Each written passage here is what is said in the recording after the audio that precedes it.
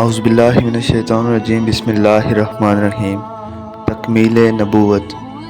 خاتم النبیین صلی اللہ علیہ وآلہ وسلم حجۃ الوداع کے موقع پر عرفات کے میدان میں موجودہ اور آئندہ آنے والے انسانوں کو مخاطب کر کے رشد و ہدایت کا یہ سرٹیفکیٹ عطا کر دیا۔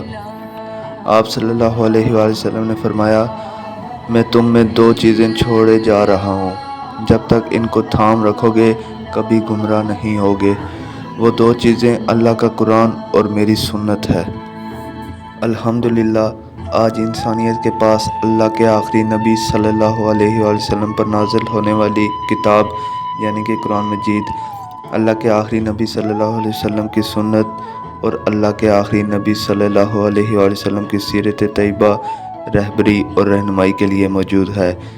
اس لیے انسانیت کو قطعاً کسی نئے نبی کی ضرورت نہیں۔ ناموس رسالت کا تحفظ۔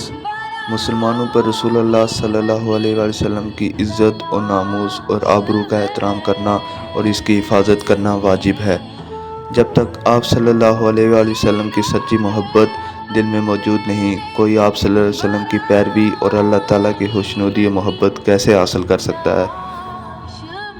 جبکہ قادیانیت امت مسلمہ کے لیے ایک ایسا سنگین خطرہ ہے جو اس میں شامل ہو کر اور مسلم معاشرے میں گل مل کر اسے ایمان سے محروم کرنے کی کوشش کرتا ہے۔